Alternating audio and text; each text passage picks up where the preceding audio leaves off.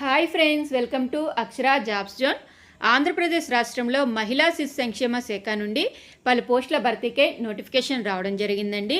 ఎంపిక కాబడిన అభ్యర్థులకి నెలకు వేతనం 34,000 రూపాయలు అందజేయబడుతుంది. ఎటువంటి రాత పరీక్ష కానీ ఫీ కానీ లేదండి.